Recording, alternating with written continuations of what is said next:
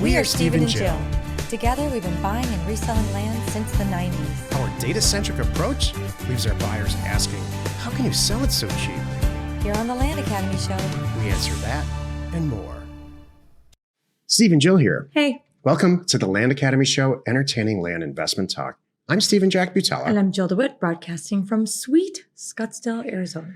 Today, Jill and I talk about when to perform due diligence on a land deal.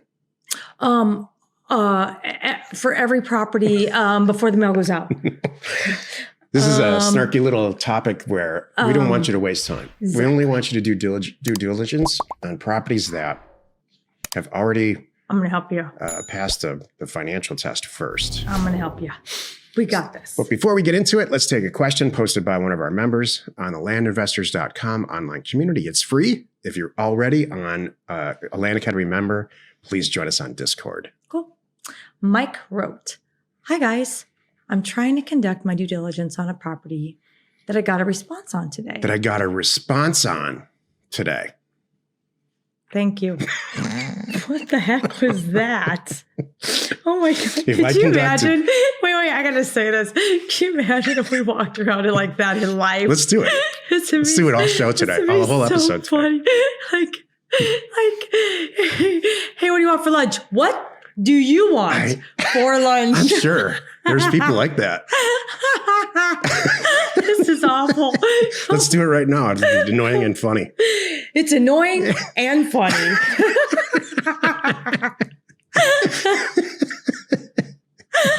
She says. This is awful. You can't get you. That's a good one. Do you remember that movie, How to Lose a Guy in 10 Days? Like, that would be the way. If you go on a first date and you act like that, you're like you announce whatever the person says like that, then you with emphasis on all the wrong words too. Yeah. Oh, this is good. Whew. Anyway, okay, this is going to be funny. I looked it up on the county assessor's website. I'm waiting for you to do it again. I'll do it at the end of the sentence because it's for effect. Okay, got it. But it wouldn't pull up on the county map. It only gave a general area to look. A general area to look.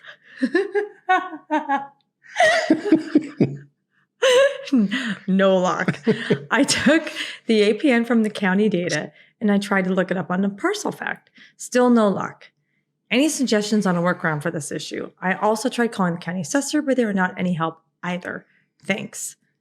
County assessor, no help. So what's going on with Mike here, Joe? This is totally easy. Okay. So you're just having trouble finding the APN, right? So sometimes it's a formatting issue. No big deal. You know what I do? Well, hold on a moment. I'll get to that in just a second. There's two parts of this question. One is I can't find the property because if my APN's misformatted or something's on here wrong, I don't know what to do. So quickest, fastest, easiest way is to jump into something like Title Pro or Data Tree, search by owner name. You have that. Or if you're staring at your purchase agreement back in the mail and you've got a reference number on it, maybe jump back into your master spreadsheet where you downloaded the data, look up and see what the correct formatting is. Usually it's in there. Like when you download the data, there's usually two ways of formatting these APNs. And sometimes there's even like an ownership number, depending on the area, that starts with like an R, 1, 2, 3, 4, 5, 6, 7.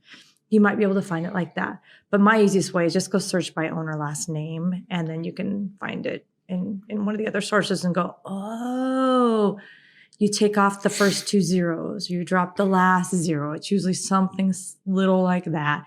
And then you can just go, okay, now I got it. This whole career, this whole buying and selling land is a big, huge puzzle. Mm-hmm. And what Mike's describing, this happens to us, even us today, where we get an APN, a deal comes in. That's not what this topic's about, but I want to correctly prepare people for the fact that there isn't a 2.5 minute YouTube video that's going to teach you how to buy and sell land the correct way. And so you can just quit your job. That would be great. That's a topic. We should have that show. It takes years One and years podcast and years and you to can quit your job. Understand this stuff. And so, we all know people that refuse to learn new software. I do it this way. That's it. I've been doing it this way for 15 years, which in software years is like 3 million years. Yeah. And so that you can't be that way with this. You have to go back to wherever you got that APN, figure it out. There might be there's no coverage for that in ParcelFact, which we own, by the way. Mm-hmm. So we still experience these kinds of issues. Use NeighborScoop, by the way. It takes a lot of patience and a lot of okay, let's just chill out. We will get through it, that kind of thing. But can we save the other part of it to the topic? Because it ties to the topic. Absolutely. Today's topic, when to perform due diligence. This is why you're listening. So the other point that we wanted to make about that question, which ties into this topic, is Mike got a response today. So here's what I want to think about. If Mike's response was from Pat Live, that seller called back, interested. Hold on a second. This is a sentence that Joe's joking around about. I'm trying to conduct due diligence on a property that I got a response on today. You should never. Wait. I want to clarify the response. Conduct due diligence on a property where you got a response on. Unless today. your response is a signed purchase agreement. That's my point I'm trying to make. I'm just trying to cut to the chase here, Joe. I realize that. Because it's not a deal until it's signed. Yeah, so. You don't want to waste your time. Do you want to go ahead? I'm sorry. No, go ahead. So what I was trying to say, a response could be, hi, call me. My name is John Smith about reference number 1234567. Do you jump in and do due diligence before you call the guy back? Nope. Pat Live version of that. Hey, or an email that come in. I got your offer. Let's talk. All these things. I don't want you to go down the due diligence rabbit hole. I don't want you to go and do due diligence when they're thinking about it. So let me back up. And so we send the offers out, the people get them, some are ready to go, signed, and then we'll email it back to you. They will email you, they'll send you a picture, however you have that conversation. That's when you do due diligence. What? Really? Why? What? I don't want you to waste your time. This is the whole point of this. If you start doing due diligence, the minute you get my wife and I are talking about it. Let's talk on Friday. And you start spending your digging in and spend 3 hours. You bring it up on a Thursday member call and we all do this, we all do that and everything. And then what often can and does happen, you call the guy back Friday as you planned. You talk to us. We looked at it on Thursday. We're all great. And you think you're getting it for $1,200. And he goes, oh, you know what? Great. Thanks for calling, Mike. I do want to sell. Can you do better? Or we're thinking 10,000 sounds fair. You're like, what just happened? I spent 3 hours on it. I did all my work. I'm lined up. I even found an escrow agent. I'm about ready to open escrow thinking I'm going to get the signed purchase agreement. And now it's 10,000, or they change their mind. The point of this whole conversation is because people get it wrong sometimes. The minute someone has a response, they assume that it's exactly the purchase and whatever. You need to get it in writing. And I had to learn this myself the hard time. This is like truth time too. Like I, have gone down that rabbit hole way, way, way, way back when, because I got excited too. Like I start looking things up and getting ready. And then like I said, they back out. You're like, oh, I don't want it anyway. Why did I waste that time? That's so awful. And get personally riled up. The worst thing that can happen is somebody calls and says, hey, I got your letter and give me a call back. Yeah. And this is, oh, by the way, this is Jack in APN, whatever, in this county. Mm-hmm. And so you look it all up and you're like, and it's the greatest property there ever was. And the price that you offered is, you're going to make $50,000. So now you're all emotionally riled up and now you want the property too bad. And really what should happen is this, and I've been doing this for years and years and years. My first response has always been, and this is not how Jill does it. And trust me, Jill does it the right way. But my response to cut to the chase is, that's fantastic, Mr. Jones. Does the price on that agreement that you received work for you? No, that's the right way. And if they say, I like that That works for me. I do really just want to get rid of it. And then they'll give you some reason or some story about why, which is always helpful. Then you should be logging on to NeighborScoop, trying to find the deal, see if it works, see if it's got access, apply all your due diligence. But if they say something like, when you say, does this price work for you? Well, it's about that. You offered $4,300. My wife and I talked about it. $7,000 will work. Can you make that work? And what do you say? Just give me in writing and I'll let you know. I'll see if I can make it work. I want something in writing. I want something, even if it's an email back, like you're going back and forth with them a little bit and there's an email saying, we agreed on this. You want a commitment? I do. I want a little bit of commitment. It could be a text. It could be an email. It could be a signed purchase agreement. It could be cross it off and write in your number. That's a really good, effective thing. Like, okay, here's the deal. You got my purchase agreement, right? Yeah. You do. We all agree $4,239 doesn't work for you. You know how I roll. And here's the deal. Whatever price we agree on, I'm the owner. I get to make the decision. Whatever price you and I agree on, that's going to be net to you. Please keep in mind that I'm not retail. I'm not an agent. There's no commissions. I'll pay for this. I'll pay for that, for closing, whatever it is. So please spend some time. Think about it. Write in what number you think is the number that you would accept, and be willing to walk away tomorrow, cash out and send that to me. And I will see if I can make that work and then let them do that. And by the way, no matter how you get to this point is okay. There's a lot of different ways to do this. The whole point of this show today is I need something in writing. So they send it in. Now I'm going to look it up. And then I'm going to give you one last tip here because we're talking with Career Path and helping people really get to be pros like we are about this.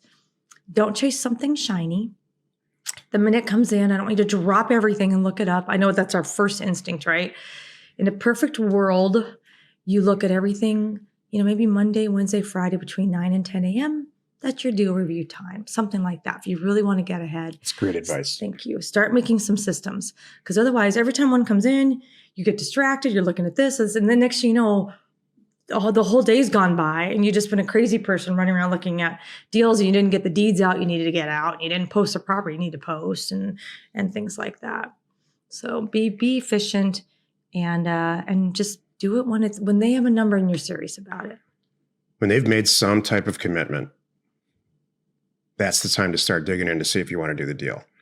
This is completely 180 degrees different than everything you've ever been taught in real estate. It's true. And our way's better. If you get 10,000 offers out for a price and it's priced correctly, you're going to get tons of responses. You're going to get a lot of angry people calling you back, tons and tons of them, a lot of it, a huge volume of stuff for you to deal with by yourself. You're going to get a lot of people that say, hey, I got your offer. Give me a call back. Right. You're going to get responses like where it's signed and they send it right back to you. They email back and say, oh, please, can we close in 3 days? And on and on and on, all different types of variances of that. Right. Your job is to take the very, very tip-top cream of all that, where let the mail work for you. Let the mail do its job. The mail will find the 5 or 8 people that really want to sell their properties for the prices that you offered. That's your job. Your job is not to make wine out of water. You're not supposed to make wine out of water. I see a lot of people trying to see something in a deal that's just not there, just because it's the first one that came in off their mailer. That's the whole point here. I understand how this happens. You're excited. Yeah. You're so excited. It's my first thing coming. Let me save you. If you do this right, you're going to have too many going forward that you can't do this. So I want to set you up now and really make some good habits now so you can handle the load that you're going to get in a month from now, because that's the point here. Like that? Happy you could join us today. 5 days a week, you can find us right here on the Land Academy Show. Tomorrow, the episode on the Land Academy Show is called The Top 3 Data and Pricing Tips by me. You are not alone in your real estate ambition. Steven's top 3 data and pricing tips tomorrow. It's just not funny anymore. I know. See how fast that went? We can't walk around like that. Mm-hmm. Nope, that would not work. That's awesome. If you're interested in learning more about us or what we do, please check out landacademy.com or houseacademy.com. We provide the education, tools, and support you need to be flipping property like the pros. We're Steve and Jill. Information and inspiration to buy undervalued property. We hope you found our content valuable and we appreciate your support. If you have not already, please check out our channel and hit the subscribe button. And your comments and suggestions help us to create the content you're here for. Hitting the like button helps to support our channel's algorithm and gauge your interest for future shows.